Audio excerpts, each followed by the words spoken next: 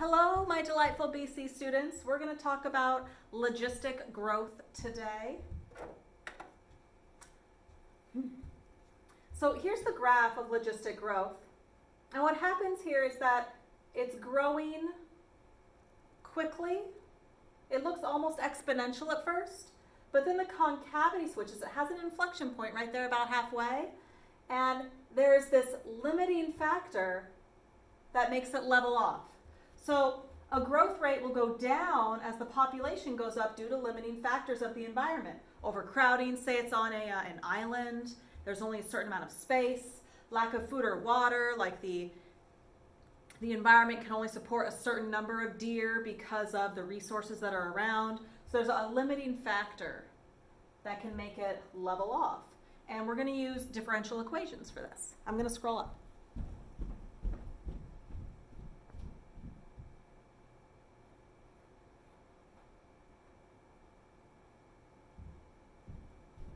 Okay, so the logistic differential equation is your dp dt is k times p. Now if it was just k times p, that'd be an exponential, right? But then we also have this 1 minus p over m. So let's talk about the different parts. K is a constant. M is the carrying capacity, and that's the maximum population that the environment is capable of sustaining in the long term. So it might be able to go above that briefly, or maybe it started above and then it'll come down to that amount. But in the long term, it's only capable of sustaining that maximum carrying capacity. That's the M in the differential equation. Okay, so the solution to the differential equation is the M over 1 plus AE to the negative KT. And the A is the M minus the P sub 0 all over P sub 0. That's the starting population. Okay, the inflection point where it switches from looking like an exponential to then switches from concave up to concave down, that happens at the halfway to max part, when the population is halfway to max. So it's not a set time, it's a set population. It's that halfway to max where it's going to switch from the concave up to the concave down. I'm going to scroll up.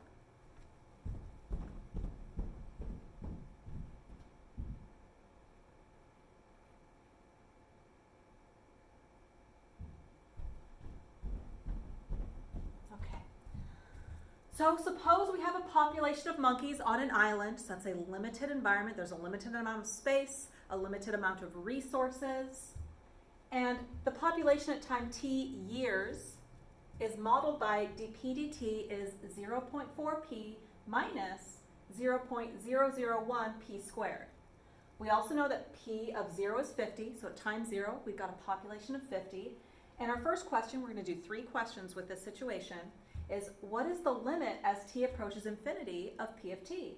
And what's the meaning of this number in the context of the problem? So to figure this out, I am going to switch around the format of the differential equation to fit into the logistic differential equation model. Okay, so dp dt is, I'm going to factor out 0.4p. And so when you divide this by 0.4p, you get 1. And when you divide that by 0.4p, I think you get 0.0025. Pretty sure. Yeah, p. So we do that division. So we have this differential equation happening. Now I'm going to take that 0.0025 and switch it to a fraction so we can have the p over m. Remember your calculator do that? Math, option 1. Fraction. It's delightful. Okay, so we've got a 0.4p1 minus p over 400. Feeling good? Good. Okay. Oh, maybe I need a little more space.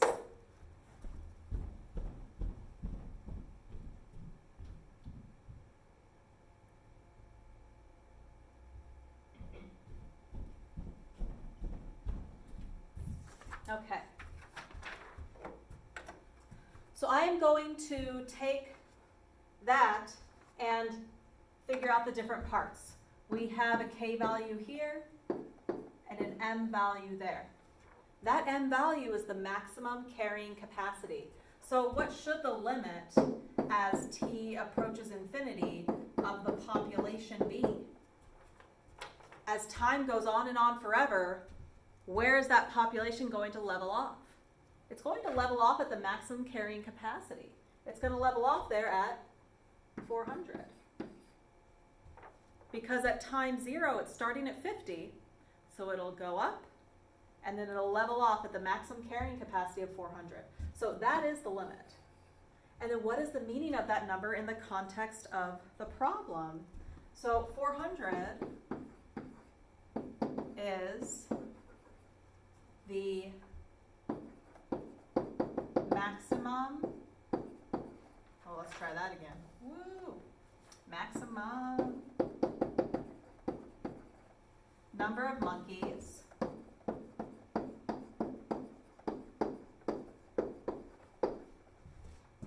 that the island can sustain long term.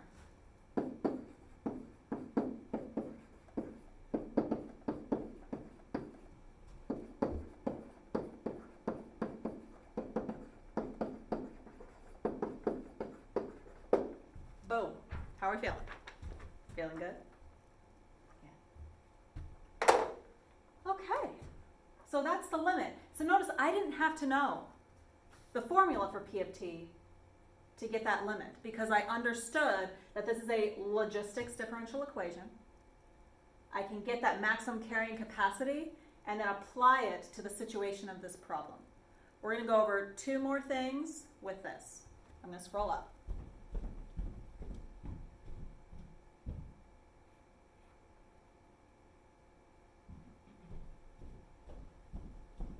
Okay, so now I want to figure out P prime of 0. And I know that regular P of 0 is 50. So I know that the population at time 0 is 50. And P prime is dp dt, which I figured out above. We've got the 0.4 p 1 minus p over 400. So this, right there, the 50 is the p value. And I'm going to put that 50 into both p spots. So I know that the p prime of 0 is 0.4 times 50. So notice I'm not plugging in 0 because 0 is a t value. I'm plugging in 50 because I'm plugging the p value into the p spot. And then I have a 1 minus 50 over 400. And now I get to use order of operations because, you know, math is delightful. We have some rules that work all the time for us. Feeling good. We've got a 20, 1 minus 0.125, and then I'm going to multiply that. P prime of 0. We've got 17.5. Now that's the rate of change of the population over time. And it's a population of monkeys. Time is in years. So that's 17.5 monkeys per year. How are we doing? Austin, David, please stop arguing. Thank you. I'm going to scroll up.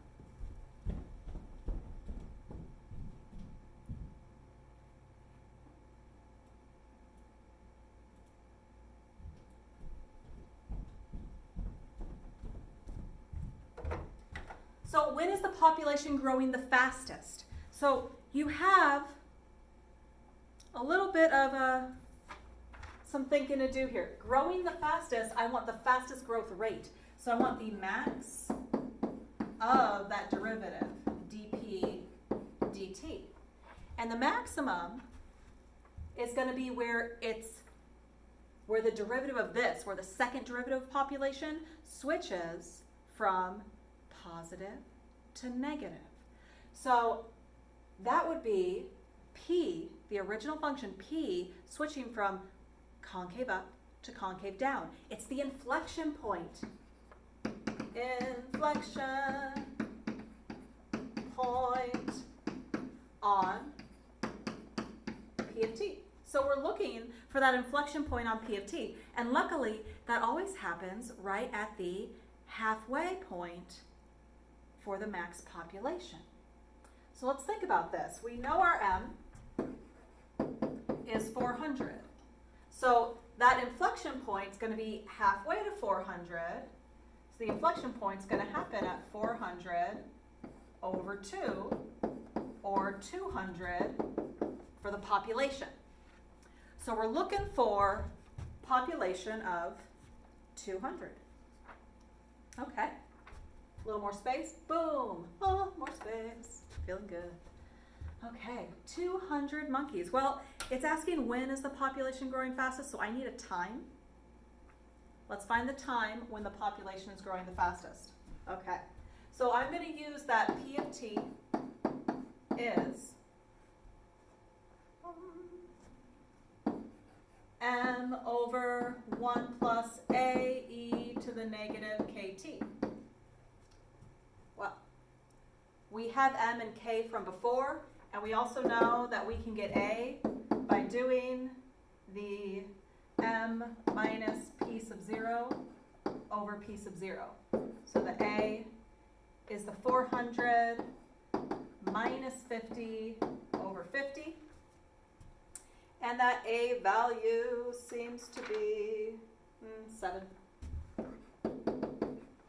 That's 7. I like it.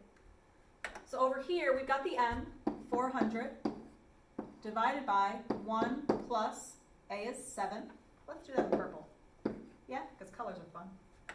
Okay, and then we have e to the negative. We had the k value from up above. The k value was, I believe, 0.4. Yeah, 0.4 t. So there's our formula. And really, that differential equation that you have with the multiple p's in it, you can solve that using separation of variables like we did before. It's quite long to do, but very, very possible at your level. You've got it. It takes a partial fraction decomposition because you end up with the multiples there and factoring. Yeah.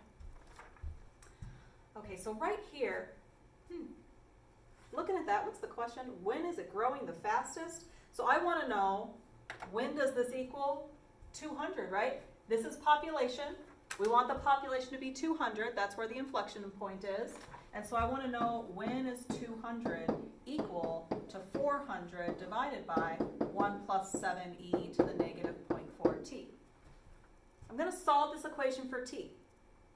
We've got an algebra problem now. So I'm going to multiply by this denominator and divide by 200. Okay, maybe a little higher. So I'm multiplying 1 plus 7e to the negative 0.4t. Multiplying by that, dividing by 200. 400 divided by 200 is 2. I like it. Subtract 1.